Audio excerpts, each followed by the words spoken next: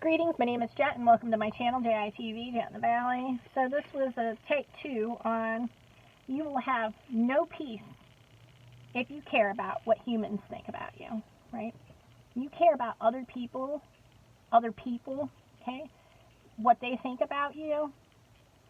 It will not bring you joy, peace, contentment, kindness, self-control, peace, and patience, because other people are in a fallen, less than perfect condition, meaning we're good, which is love, and we are bad, which is anti-love. It goes against love, right? So if you're relying on somebody in that condition who's good and bad to give you unconditional love, how well do you think that's going to go? Because other people have mood swings, and they're manipulated, and they, even on good days, even your parents, even all these things, they're still dealing with good and bad. Okay? If somebody has accepted Jesus Christ, then you will know a tree by its fruits. You will see that they have become a love-based living individual. Somebody who just says that they believe in Jesus, you have to look at their fruits. What are they producing? Are they selfless? Okay, because when you believe in Jesus Christ, you become selfless. You reject the nature of yourself, your mind and your body, in its fallen, less than perfect condition, right? You have to understand that God is love, and you have to become a love-based living individual, meaning instead of caring what humans think about you, you need to transfer your understanding to think about and care about what God thinks about you. You have to understand that God is love, perfect love, okay? We're in a fallen, less than perfect condition, not perfect love, right? We're good and we're bad. It says we ate from the tree of good and evil. There's good and evil here. God is only good. When you start to care about what God thinks about you because you understand that God is love and you love God and you love love, caring what He thinks about you will get away all the bad stuff, all the things that's causing you problems. All the things that are causing you problems are nothing to do with God. God is not causing you any problems, okay? It's the enemy to God that's causing you the problems.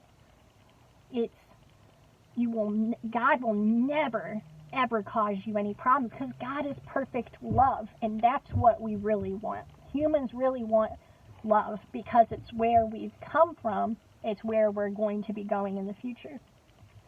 If you can't admit that you need love, then you need to take some steps and introspectively look and decide what a human is, decide what you are.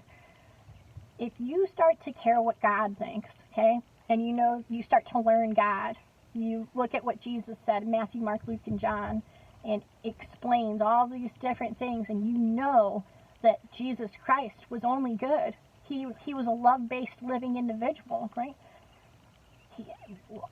The plan for the nature of reality is that everybody has the chance to choose to be a love-based living individual, which means you're going to be like Jesus Christ. So when you care about God and what God did, all of these things, right, it's going to make you stop doing the anti-love stuff. It's going to make you stop. You want up? You want up? No. It's going to make you not want to do the selfish, the envious, the lusty, the greedy. It's going to make you not want to do those things. It's going to make you want to do the loving thing. And by doing the loving stuff, it cleans out your soul. It literally is purifying you. We fell. All of humans were born in this condition, in a fallen, less than perfect condition, right? Means you know good and evil. You're good and evil, right? We're good and we're bad, right?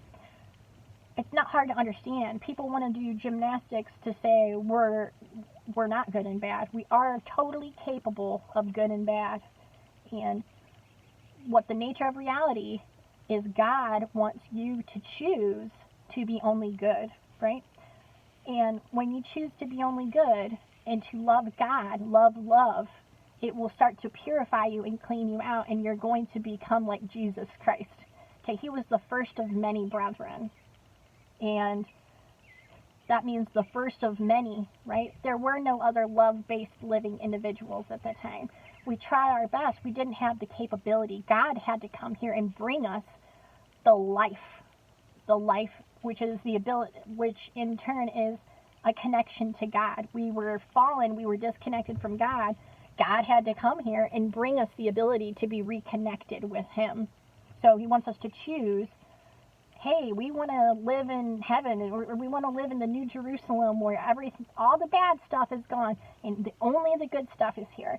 But you have to use your free will to show that you can reject the bad stuff and to choose the good stuff, right? You can't just say, you cannot